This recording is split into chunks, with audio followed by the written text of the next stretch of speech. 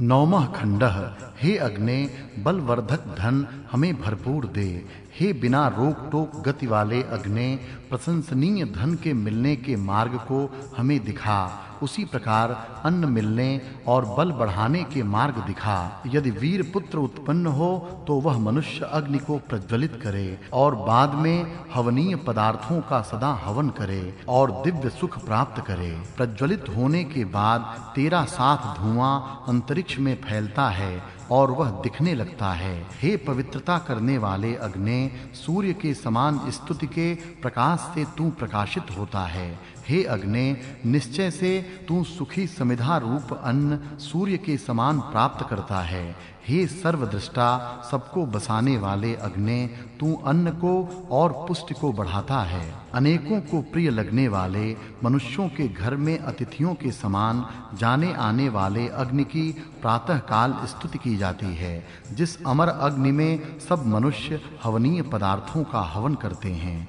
अति शीघ्र पहुंचाने वाले जो स्तोत्र हैं वह अग्नि के लिए किया जाता है। हे तेजस्वी अग्ने, बहुत सा धन और अन्न हमें दे। तुझसे बहुत धन और तुझसे ही अन्न मिलता है। हे मनुष्यों, तुम अन्न और बल की इच्छा करते हुए सब प्रजाओं के अत्यंत प्रिय इस पूज्य अग्नि की स्तुति करो। मैं तुम्हारे लिए घर में रहने वाले अग्नि की सुख देने वाले स्तोत्रों से और अपनी वाणी से स्तुति करता हूँ। तेजस्वी अग्नि के लिए बहुत सा हवि अन्न दिया जाता है, क्योंकि तुम प्रकाश युक्त अग्नि की ही पूजा करते हो। मनुष्य जिस अग्नि को मित्र के समान उत्तम स्तुति करने के लिए आगे स्थापित करते हैं, वृत्र को मारने वाले ज्येष्ठ मनुष्यों के हित करने वाले अग्नि को हम प्राप्त करते हैं। जो अग्नि ऋक्षपुत्र श्रुतर्वा के लिए मोटी-मोटी ज्वालाओं के साथ प्रज्वलित किया जाता है। हे अग्ने, जो यज्ञ ऋतुओं के साथ उत्पन्न होता है, उस उत्तम धर्म के साथ तू उत्पन्न हुआ है। जिस अग्नि का कश्यप पिता, श्रद्धा माता और मनु कवि है। यहाँ नवम खंड समाप्त हुआ। दशमः खंडः।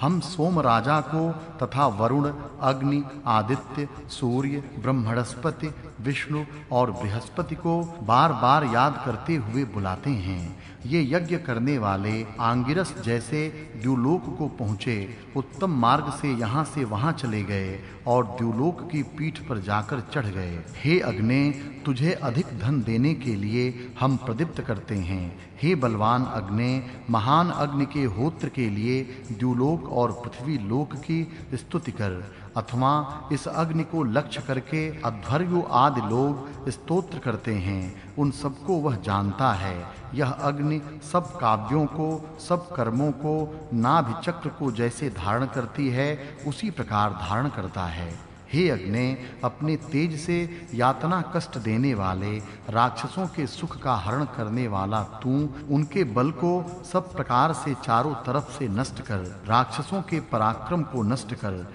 हे अग्ने, तू यहाँ वसु, रुद्र और आदित्य इन देवों के लिए यज्ञ कर। उसी प्रकार मनु से उत्पन्न हुए घृत का सिंचन करने वाले, उत्तम यज्ञ करने वाले मनुष्य का सत्कार कर। यहाँ दशम खंड समाप्त हुआ। एकादशः खंडः।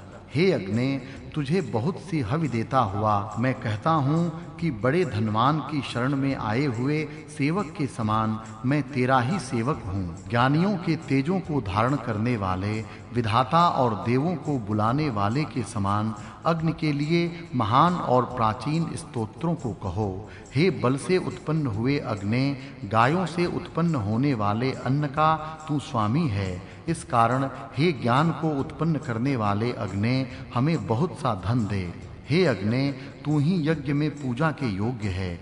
यज्ञकर्ता के लिए, देवों के लिए यज्ञ कर। तू देवों को बुलाकर लाने वाला अग्नि शत्रुओं को पराजित करके शोभित होता है। 7 माताओं, नदियों की सहायता से उत्पन्न होने वाला, यज्ञ करने वाले सोमों की शोभा के लिए प्रयत्न करने वाला यह स्थिर अग्नि धनों को उत्तम रीति से जानता है और वह बुद्धि न खंडित होने की स्थिति में संरक्षण की शक्ति के साथ आज के दिन हमें प्राप्त होवे, वह शांति और सुख को हमारे लिए प्रदान करे और शत्रुओं को दूर करे। शत्रु को पराजित करने वाले अग्नि की स्तुति कर, जिसके प्रकाश को कोई भी नहीं रोक सकता, जिसका धुआं चारों दिशाओं में फैलता है, ऐसे सबको जानने वाले अग्नि की पूजा कर। जो हवनीय पदार्थों को देने वाले अग्नि के लिए हवि देता है, उसके ऊपर कोई भी शत्रु कपट से भी शासन नहीं कर सकता। हे अग्नि, उस कपटी शत्रु और कठिनता से वश में आने योग्य चोर को दूर कर। हे सत्य के पालक अग्नि, हमारे लिए मार्ग को आसानी से जाने योग्य बना। हे वीर, हे प्रजापालक अग्नि, इस मेरे नए स्तोत्र को सुनकर छली कपटी राक्षसों को अपने तेज से जला दे।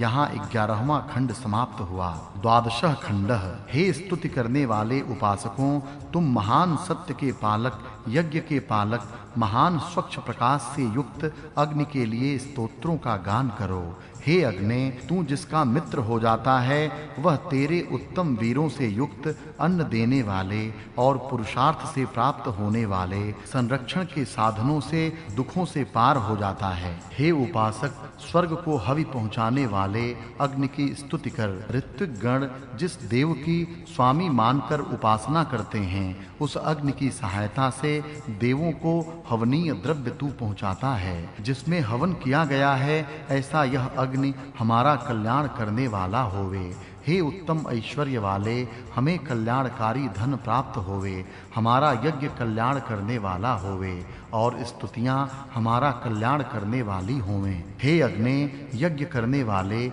देवों में प्रमुख देव अमर होता, इस यज्ञ को उत्तम रीति से करने वाले तुम्हारा हम सत्कार करते हैं। हे अग्नि, उस तेजस्वी यश को हमें दे जो यज्ञ स्थान अथवा घर में किसी भी अत्यधिक खाने वाले शत्रु को दबा सके। उसी प्रकार दुष्ट बुद्धि और लोगों के क्रोध को दूर कर। जब यजमानों का पालन करने वाला अग्नि हवि से प्रज्वलित होता है, तब वह अग्नि अच्छी तरह प्रसन्न होकर मनुष्य के घर जाता है। तब वह अग्नि सब राक्षसों को नष्ट करता है। यह 12वां खंड समाप्त हुआ। इति आग्नेयम कांडम समाप्तम। अग्नि का स्वरूप। सामवेद के प्रथम कांड आग्नेय कांड में 114 मंत्र हैं। यद्यपि इनमें कहीं-कहीं दूसरे देवताओं के भी मंत्र हैं, पर इस कांड का मुख्य देवता अग्नि है। लोग देवताओं का वर्णन पढ़कर उनके गुणों को अपने अंदर धारण करें, धारण करके उन्हें बढ़ावें और मनुष्य से देव बने। इसके लिए वैदिक उपासना और स्तुति है। देव बनने की इच्छा प्रत्येक स्तुति करने वाले के मन में होनी चाहिए। मैं देवता की स्तुति करता हूँ, मैं इस देवता के गुण का वर्णन करता हूँ। इसका उद्देश्य है कि इस देवता के गुण मेरे अंदर आवें और इन शुभ गुण से मैं युक्त हूँ। यत देवाः अकुर्वन् तत् करवाणि। शतपथ ब्राह्मण जो देवों ने किया वह मैं करूं। इस प्रकार करके मनुष्य देवत्व को प्राप्त करें और देव बनकर समाज में शोभित हों। इसी को आग्नेय कांड में इस प्रकार कहा है। देवयुम जन्म आयः। हे अग्ने, देवत्व प्राप्त करने की इच्छा करने वाले मनुष्यों को तू प्राप्त हो। तुझे प्राप्त करने का अर्थ है उपासक को देवत्व की प्राप्ति, अर्थात उसका उद्धार। यह देवत्व प्राप्त करना है। इसी को मुख्य रूप से करने के लिए वेद ने कहा है। उसे वैदिक धर्मियों को करना चाहिए। आज हम साम वेद के आग्नेय कांड का विवेचन करते हैं। इस कांड का मुख्य प्रतिपाद्य देवता अग्नि है। इस कारण सर्वप्रथम अग्नि के स्वरूप पर विचार करते हैं। अग्नि के गुण। इस आग्नेय कांड में निम्न गुणों का वर्णन है। विश्ववेदाः, सबको जानने वाला, सर्वज्ञानी, विशेष ज्ञान युक्त, सब धन युक्त। यह भी इस शब्द का अर्थ है, क्योंकि वेद धन को भी कहते हैं। वेदस इति धन नाम। जात वेदाः, सब उत्पन्न हुओं का जानने वाला, कवि, ज्ञानी, क्रांतदर्शी, दूरदर्शी, पुरोहितः, आगे रहने वाला, पुरोहित, मनुष्य का सबसे पहले हित करने वाला, प्रचेताः, विशेष बुद्धिमान, विशेष ज्ञानी, अतिथि, अतिथि के समान पूज्य सत्कार के योग्य, जराबोधः, स्तुति से ज्ञात होने वाला, जिसकी स्तुति होती है, रुद्रः, बोलने वाला, वक्ता, शत्रु को रुलाने वाला, पावकः, पवित्रता करने वाला, शुद्ध करने वाला, चेतिष्ठः, चेतना देने वाला, प्रेरणा देने वाला, ज्ञानी, गतवित तमः, मार्ग जानने वालों में सर्वश्रेष्ठ उत्तम मार्ग को जानने वाला।